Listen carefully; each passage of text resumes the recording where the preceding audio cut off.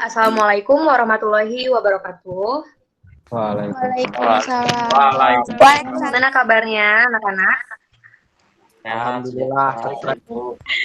Nah, untuk kali ini kita akan belajar fisika. Perkenalkan, nama Ibu Hairunisa. Kalian bisa panggil Teh Ica, Bu Ica. Ibu dari Universitas Sultan Ageng Tirtayasa. Absen, tadi pagi udah absen belum? Udah, Bu. Nah, udah pada siap belajar belum? Siap, Bu. Ya. Sekarang itu kita akan membahas tentang apa sih? Tentang fluida. Pertama, siswa dapat menjelaskan asas hukum Bernoulli melalui animasi dengan tepat. Siswa dapat memformulasikan persamaan hukum Bernoulli melalui ilustrasi gambar dengan tepat. Siswa dapat menentukan penerapan hukum Bernoulli dalam kehidupan sehari. Sebelumnya kalian sudah belajar kan tentang fluida statis. Apa sih fluida statis itu? Ada yang tahu tidak? Itu apa? Fluida statis itu kan fluida yang tidak bergerak. Sedangkan apa sih fluida dinamis? Bergerak. Iya, fluida yang bergerak. Pernah lihat pesawat tidak? Enggak, Bu, enggak. Google di YouTube. Pernah. Pesawat itu bisa terbang. Pesawat itu bisa naik turun itu kan? Kalian bisa jawab nggak? Ada jinnya. Oke. Nah, supaya kalian dapat mengetahui jawabannya, kalian ikuti pembelajaran pada hari ini ya. Gambar 1, gambar apa? Gambar Pensil. hand sanitizer. Nah, gambar apa ini? Baygon. Penyemprot. Baygon. Menurut kalian tekanan fluida yang paling besar ada di pipa kecil atau pipa besar? Kecil, Bu. Kecil, Bu. Kecil. Aku jelaskan aja. Di gambar ini ada pipa kecil yang bagian atas sama pipa besar. Ternyata kecepatannya itu kan lebih cepat di pipa bagian kecil ya. Tadi kan kalau misalkan kita belajar kontinuitas, bahwa ketika luas sampahnya kecil, maka kecepatannya besar. Nah, makanya di sini nih, di pipa yang kedua, yang kecil, ini kecepatannya besar. Nah, bagaimana tekanannya? Ternyata hukum Bernoulli ini menjelaskan bahwa tekanan itu berbanding terbalik dengan kecepatan. Artinya, sedangkan di gambar ini kan kecepatan yang besar itu kan ada di pipa kedua ya, ada di pipa kecil gitu. Jadi tekanan yang besar ada di pipa kecil apa pipa besar? Pipa besar. Iya, pinter, pipa besar. Asas Bernoulli ini menyatakan bahwa perubahan tekanan dalam fluida mengalir itu dipengaruhi sama perubahan kecepatan. Yang tadi Ibu bilang, ketika pada suatu pipa yang horizontal atau mendatar, tekanan yang paling besar itu berada pada kecepatan yang paling kecil.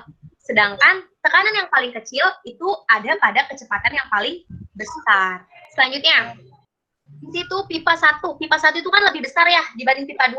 Pipa 1 ini yang ini ya, pipa 2 yang ini. Nah, pipa 1 ini kan lebih besar dibandingkan pipa 2. Kecepatan yang paling besarnya ada di mana? Pipa 2. Pipa 2. Iya, pipa 2. Nah, di pipa 2 ini kan dia ketinggiannya paling tinggi ya. Iya kan?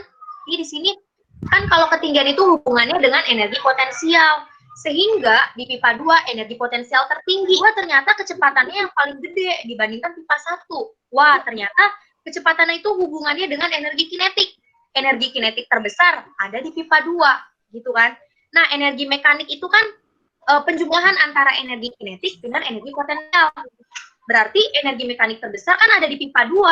Kenapa kok air bisa naik ke pipa 2? Karena ada tekanan. Nah, makanya asas Bernoulli itu hubungannya dengan tekanan, hubungannya dengan kecepatan, dan ketinggian. Asas Bernoulli itu adalah P ditambah setengah rho V kuadrat ditambah rho GH sama dengan konstan.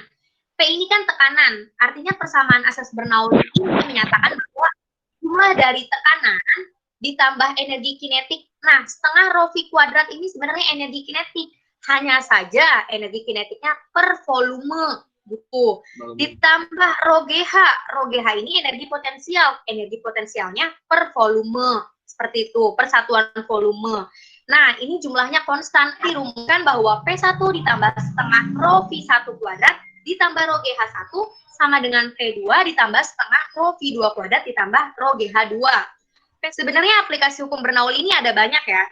Cuma yang Ibu bakal jelasin 3 terlebih dahulu. Nah, yang pertama itu teorema Torricelli. Ada pertanyaan, lubang mana sih yang mengeluarkan air paling cepat? Lubang yang Bawah. Atas. ada bahwa kecepatan suatu aliran itu dipengaruhi oleh ketinggian. Semakin tinggi, ya, semakin tinggi, maka kecepatannya semakin besar. Jadi, yang paling cepat ngeluarin air, lubang mana? Atas.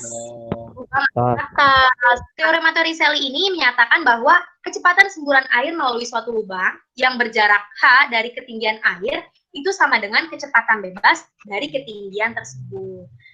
Nah, di sini persamaan teorema Torricelli. Tadi kan hukum Bernoulli itu kan persamaannya P1 ditambah setengah rho V1 kuadrat ditambah rho GH1 sama dengan P2 ditambah setengah rho V2 kuadrat ditambah rho GH2. Ada suatu penampang, suatu wadah, bagian atas itu kan terbuka. Terus bagian yang bocor juga lubangnya terbuka juga. Artinya udaranya itu kan dia langsung dengan atmosfer.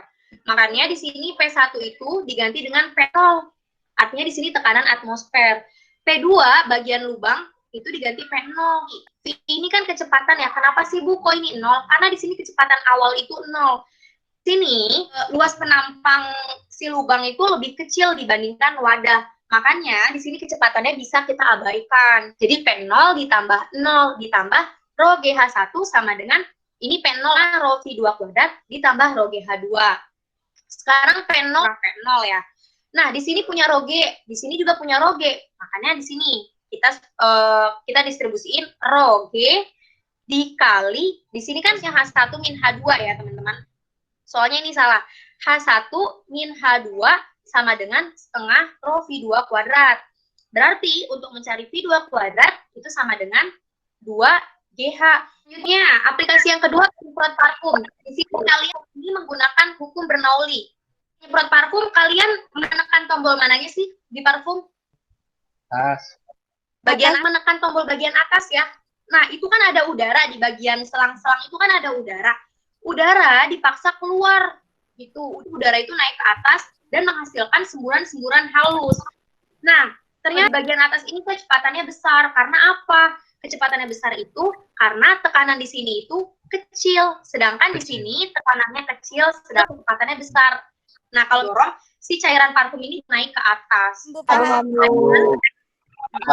Kenapa sih kok pesawat bisa terbang ya? Meskipun mesin pesawat itu cuma bisa mendorong. Karena sayap atas sayap pesawat itu lebih melengkung. Lihat. Aerob. Iya, aerob. Jika jaraknya di sini lebih besar, kecepatan di bagian atas itu besar dibandingkan di bagian bawah. Kayak gitu. Kalau misalkan kecepatannya besar, tekanannya kecil. Nah, sedangkan di bagian bawah ini jaraknya tidak sebesar di bagian atas, sehingga di sini kecepatannya itu kecil di bagian bawah. Nah, berarti kalau misalkan di bagian bawah kecepatannya kecil, tekanannya gimana? Di bagian bawah Makin besar. Bawah tekanannya semakin besar, itu yang mendorong sayap pesawat ini supaya naik. Tekanan 3 Newton juga, itu aksi reaksi. Jadi bagian atas memberikan gaya aksi, bagian bawah memberikan gaya reaksi. Nah, ada yang ingin ditanyakan? Sebelum Tidak, Bu. Ibu mau satu orang untuk menyimpulkan pertemuan pada hari ini. Fluida statis. Fluida statis adalah fluida yang tidak bergerak. Dan juga ada fluida dinamis. Fluida dinamis adalah fluida yang bergerak. Ya. Pertemuan hari ini kan tadi membahas tentang fluida dinamis. Fluida dinamis itu fluida yang mengalir, ya, fluida yang bergerak. Nah, fluida dinamis ini ada hukum kontinuitas, ada hukum Bernoulli. Hukum kontinuitas itu dia hubungannya luas penampang dengan kecepatan. Nah, yang kedua, hukum Bernoulli itu hubungan antara kecepatan dengan tekanan. Jadi memberikan tugas pada kalian. Tugasnya itu adalah kalian membuat suatu video, ya. Videonya itu tentang penerapan kontinuitas ataupun hukum Bernoulli. Kalian jelaskan prinsip yang digunakannya seperti apa. Sudah paham semua ya untuk tugasnya hari ini? Mohon maaf. Wassalamualaikum warahmatullahi wabarakatuh. Waalaikumsalam warahmatullahi wabarakatuh.